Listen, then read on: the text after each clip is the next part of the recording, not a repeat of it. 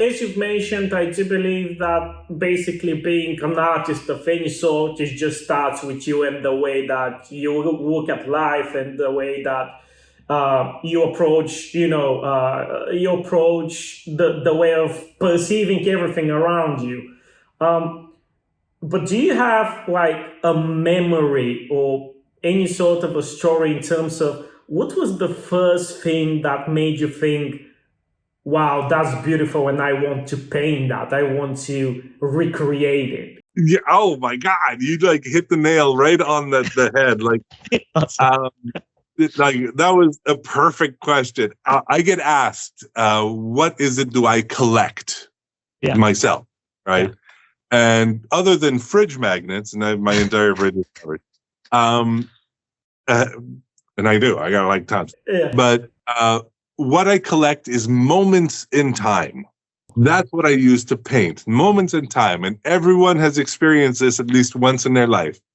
That moment in time when you are so incredibly in a place where you look and it's like your world expands and contracts and sound dims and is light. Like you are so very there and you perceive and soak in that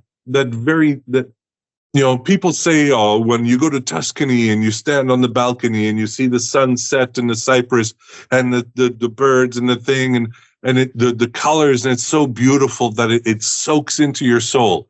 That's what I collect. And it started when I was very, very young. We had just moved to Canada. I was born in France, a place called Cagnes-sur-Mer, right next to Nice, Monaco, Canyon, and Nice, right?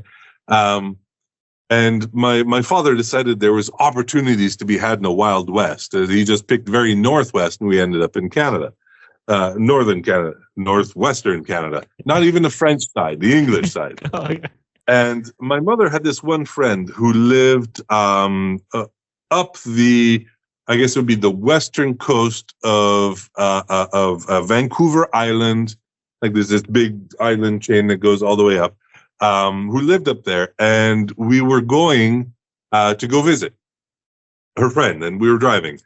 And I remember it was like the coastal highway, like just right next to like the water's here, the road, and it was right the perfect time of the season where all of the blackberries and the raspberries were like they're wild, they're everywhere. And I was, I don't know, 7, 8 years old maybe, and we would stop every few kilometers, and I would get out and I would be stuffing myself, but like just covered in juice, sticky and like hair. And I would chase after the biggest, juiciest, best berries that, and I remember I came through these like these bushes, like from the thing, and I was on an outcropping of earth and stone. And I came out to this, and it was the ocean. But there's moments in time where, it's still night over here and it's day over here, and like that entire sort of thing. And I had the entire, ocean right in front of me on this outcrop of rock covered in berry juices and high on sugar. And I'm sitting there 7, 8 years old looking at the world that crashes into my eyes for the first time. And there's, like the storm sort of brewing out in the ocean there on the darker side, and it's coming in, but then it gets light, and you go down the coast, and there's the first time I've ever seen a lighthouse. And it's like right there, and this towering, sentinel of safety for the ocean is right there. And I'm sitting there high wired, just stunned. And that was the very first moment that I ever, soaked that in. That was the first collection I ever made. And that is something that reoccurs in my paintings a lot. I love to paint the lighthouses, and a lot of water. I've always been connected to the water, lots of sailing. My family has a lot of sailing history, but for me, the very, very first one was probably that one when I was probably around 7 or 8 years old. And that's where it all really began. Wow, that's so fascinating, just to um, exactly to see such a moment from your perspective. It's so beautiful.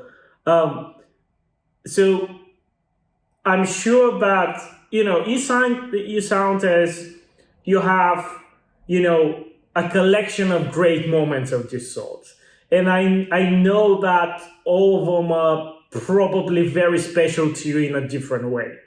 Um, but still, do you have you experienced an overwhelming moment of this sort that is slightly different than all of the rest? Like something that is massively, shocking in a way, or, just different?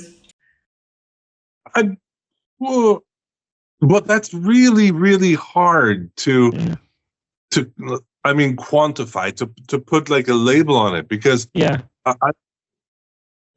I'll give you another stupid story. please do.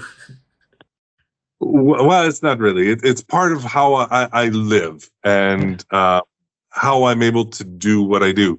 Is that one of the hardest things I ever trained myself for was to pay attention.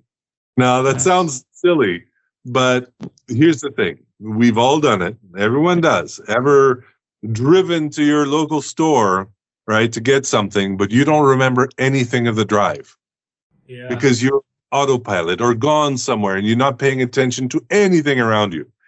The hardest thing for me to do is to try to pay attention to everything around me all the time. You will find amazing, beautiful little sparks of life that people walk past all the time.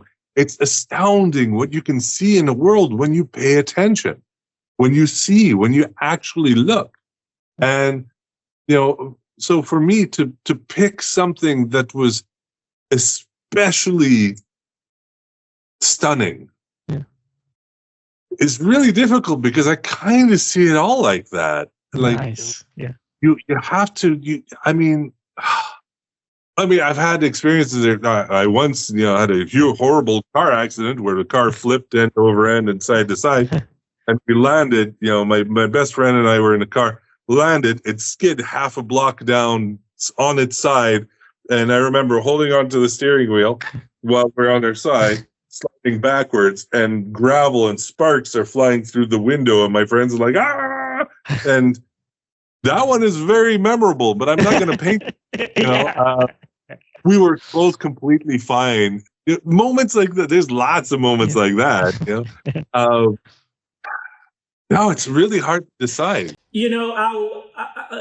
I sort of thought that would be the answer to this question, and in all fairness, I'm glad it is. But let me give you another one.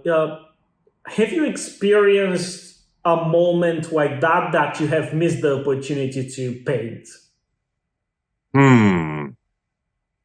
No. Wherever I am, whatever I experience, number one, nowadays I got my phone has more camera on it than is conceivable to some people.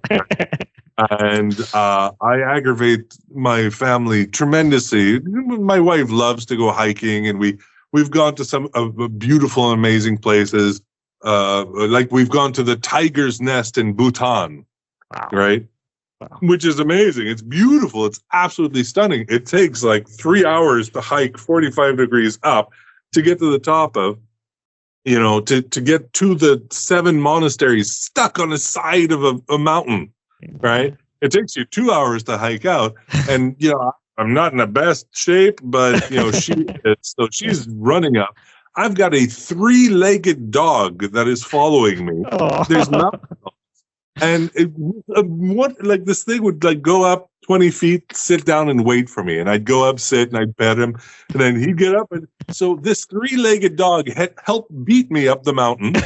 And every time every time I stop, I really go and I look and I process everything around me, all the flowers, all the trees, all the atmosphere of where you are. I almost taste the light whenever I go anywhere. Like you can, there's a feel and like a consistency to anywhere that you go.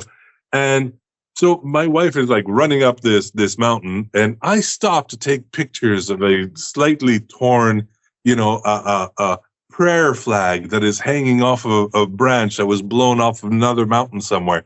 I take these pictures, and so in my travels in the world and everything, I really soak everything in, and I take pictures of absolutely everything. But I also I bring home what is in my heart that I truly feel I need to paint.